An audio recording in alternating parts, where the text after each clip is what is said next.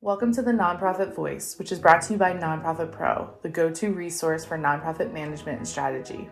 In each episode, we'll sit down with nonprofit executives, consultants, and technology partners to learn more about the latest tactics, strategies, and trends in the nonprofit sector.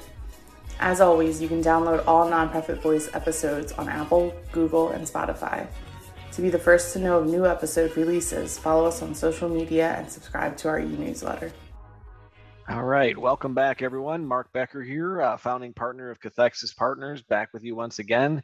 This time I have a special guest. Jamie, would you like to introduce yourself and tell us a little bit about your role and your organization? Absolutely. Thanks, Mark, for having me. My name's Jamie Lamont. I'm the Vice President of Events at Sinai Health Foundation in Toronto, Canada. We're a multifaceted hospital and research center that provides care to all that come through our doors. And our specialties are really around research, not only in cancer, but also diabetes and other major areas, women's health. We are one of the largest birthing centers in Canada.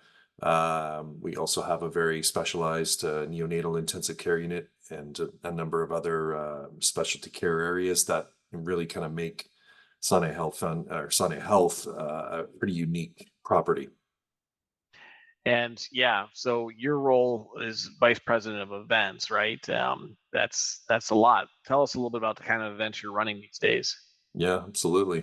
We Sinai's always had a tradition of raising pretty significant amount of money through events. A lot have been kind of in more I'll call it the gala space and things, but my career history in kind of the peer-to-peer world, I've spent the last 7 years at Sick Kids Foundation in Toronto, kind of building a pretty strong peer-to-peer portfolio there, and looking to bring that to the Sinai market, and allowing the hospital to raise more money through this very powerful way of event fundraising. And we've got one signature peer-to-peer event. It's called Raptors for Research. So we partner with the Toronto Raptors, NBA basketball team here in Toronto, to put on a 3-on-3 basketball tournament. Nice. It's a pretty fun event. We had about 75 teams participate this past year. Raised about $750,000 from that. Wow. And we're looking to grow that as we go forward. So, kind of bringing that peer-to-peer expertise that I think I bring to the team, and allowing us to kind of develop some new strategies and how to go and grow that business. And you're using fundraising for all your peer-to-peer campaigns? Yeah, fundraising is the platform of choice. Had quite a bit of experience with that platform from my time at Sick Kids, and now at Sinai. And I think it's allowed us a lot of flexibility, and in working with the team there to kind of develop some customized interactions and flows for participants and ourselves as the end user. From a data perspective and reporting, it seems to be a pretty flexible and valuable tool for us to kind of build our events through. Yeah, I'm a big fan because it's super easy to use and intuitive, both for I think staff and participants and donors, right? Yeah. And it's also very malleable and flexible Yeah. with it. Yeah, for sure. I think it's probably one of the platforms that I've heard the least amount of complaints about, definitely from a participant standpoint. It seems to have very good user flow that way. It's been good to kind of build these events through it. That's great. That's great. Glad to hear it's working well for you. And you were mentioning that you recently brought on a new hire that's kind of focused on all the data that comes out of all the different types of campaigns, right? Can you tell us a little bit about that role and what they're doing? Yeah, for sure. I think, as a lot of people are hearing, I heard about it a lot at the peer-to-peer conference, and a few other places, where data is really becoming the driver of how strategy is developed, and how we how we as event professionals can kind of help grow our events strategically, but also, you know, measure the successes that we're having, not just in dollars, but in other facets. So made a decision back, I guess, in January, to hire on an individual to basically run the operations side of our events team. So, and operations is kind of a broad word, but really it kind of encompasses a lot of those pieces. So, data analysis, process development and review, platform development and review. So they really become the subject matter expert in all things data, but also in kind of how we're processing all of this and how we're analyzing and then executing on it. So it's actually become a very important role to the team, and we're using it not only in our peer-to-peer side, but also in our DIY/community event portfolio to allow us to kind of really dig down and figure out what's working, what's not, and kind of give ourselves some benchmarking along the way. And what kind of platforms, or what's your CRM, and what Yeah. other elements are you using to kind of empower to get all this data? Yeah, for sure. We are on Blackbaud's Razor's Edge as our CRM. Okay. And we use a few tools around that. So Financial Edge, obviously, from the financial side of things. We've been utilizing a platform called Click, which has allowed us to really kind of dig into some of the data that's collected. So our IT team has been pretty effective at kind of building some reporting pieces around that.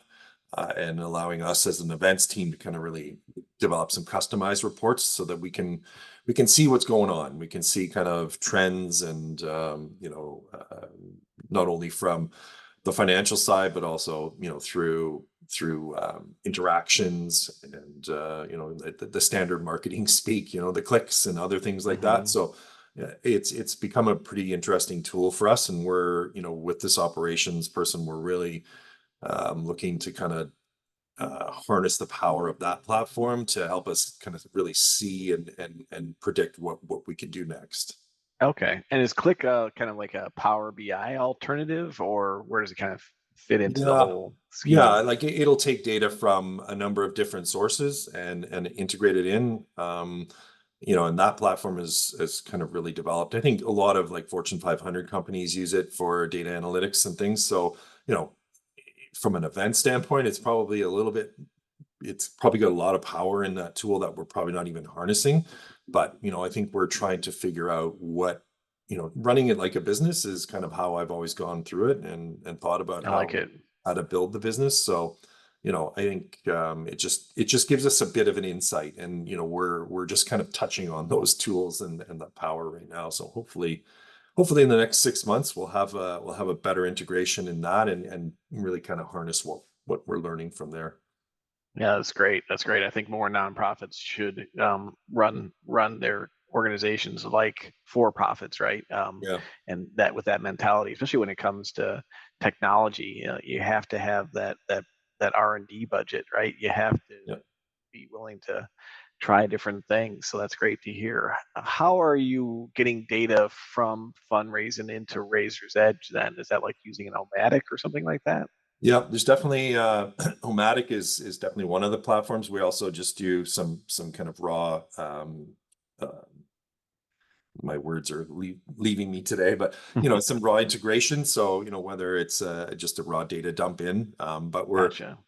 even that's kind of been a development in process. I think as many organizations, nobody does anything perfectly, I don't think, and we learn along the way. So I think we're kind of in this really good phase of especially having this operations person to really kind of help us focus on that and kind of getting the best data out of what we're doing. So, whether it's participant data or financial data that we're seeing, kind of bringing that all together in a way that we can actually utilize instead of just sitting in a database somewhere. Hmm. Yeah, For sure. Yeah, you mentioned the peer-to-peer professional forum that was up in Philly this last year, right? it They was. all Yeah, kind of run together. yeah, Yeah, I was there. That was good. I mean, it's always good to see kind of the usual suspects in the top 30 report and all that, and then the overall trends. And how do you feel you're doing compared to the industry?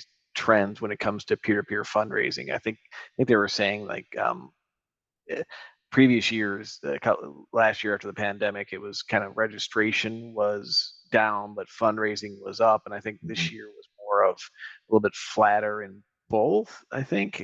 How are Yeah. you feeling on all that? Yeah, I think the outlook is looking pretty good. I think people, there's so many things that affect the trends that we see. But Mhm. I'm feeling pretty positive about the market and how we're engaging. I think it's really forcing us as event professionals to look at how we go about executing events. It's not just about putting on a simple event now. Now it's about creating those unique experiences in a way that Mhm. that really kind of uh, connect the people with the cause. And some causes that's a lot easier than others, but I think really it's about really driving that interest in the event into why they want to do it and why they want to support the cause. And so, storytelling is very important. But really kind of paying attention to what's going on in the market is kind of key. Yeah, for sure. And when you have, unique events like your three versus three basketball, especially with the Raptors connected to it. That definitely is a unique experience for folks, right? So Yeah, I could see why that's successful. I mean, but it still takes a lot of work and a lot of messaging and coaching and all the FAQs and the toolkits, right, to yeah, really empower people to raise all that. yeah, I think you guys are doing a really great job looking around your site at making sure that you know people have what they need to be able to fundraise, right? Stickers, stories, the feeds, all the things that people can put on their socials without having to work at it a whole lot. yeah, exactly. And from like a recruitment standpoint, because obviously, we're all kind of trying to get people to come to these events. Utilizing kind of that digital side of things, digital marketing has really become very important and sometimes difficult to get through. But I think we're really kind of paying attention again to the data flow and really looking at the ROIs that we're seeing coming back from how we're interacting with participants and potential participants as well.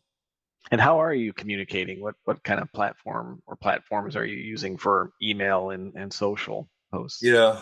Um, Email is it's kind of a combination. So with fundraising, generally MailChimp is kind of the platform for email and integration.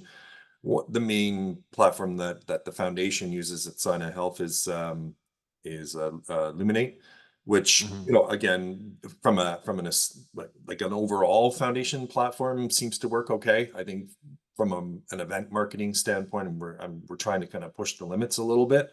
So looking for a little bit more flexibility and creativity on how those emails are developed and executed. So I find Mailchimp works pretty well that way.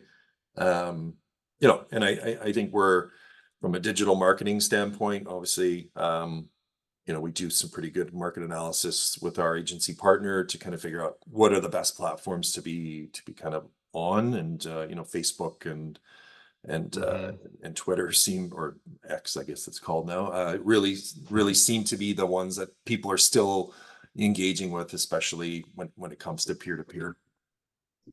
Yeah, for sure. And do you have a lot of Facebook fundraising? We don't actually. Canada's kind of been on the short side of the stick Yeah, you from have. Meta a little bit in terms of them allowing kind of data sharing and a few other things. So, you know, um, I kind of made a decision a long time ago, even at Sick Kids, where we just didn't really pay much attention to Facebook fundraising. It wasn't meeting the goals that we were looking for. We just had no idea where this money was coming from or who they were. And that's, the essence of peer-to-peer is developing that relationship, right? So I think we made the conscious decision not to really pursue those kind of campaigns. Yeah, no, fair enough. Fair enough. Well, sounds like you got a lot going on. And any big goals or what's on the horizon for you and the team? Yeah. Yeah, we with our Raptors for Research event is definitely looking to grow. Got probably about a 25% growth goal Hmm. for this year, and I think Wow, we're aggressive. I like it. yeah, yeah. You're telling me, but I think we're just looking at a few different ways to do this. One, we're going to do a venue change and a time of year change, and hopefully get a little more integration with the Raptors themselves, and kind of build on the power of basketball. Is different than the U.S., where Canada, we only have one basketball team, the Toronto Raptors, and That's right. where we're located, we're in Toronto, so it's the home, and it's a pretty unique relationship that way. And MLSE Group has been a great partner for us on that. Now, and then obviously looking to grow. I think we've got some pretty unique things I think we're going to bring to market probably in the next year and a half in the peer-to-peer space that will be interesting interactions with a different audience for us. We're all trying to figure out how to build it, how to build the pipeline per se, and I think we need to focus on kind of the different areas of the pipeline that we aren't currently tapping into.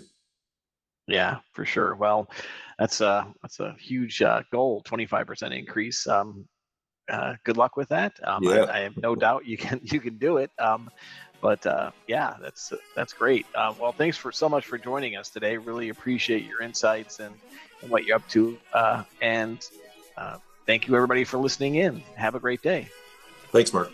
Thanks for listening. Listen to more episodes at nonprofitpro.com, as well as on Apple, Google, and Spotify.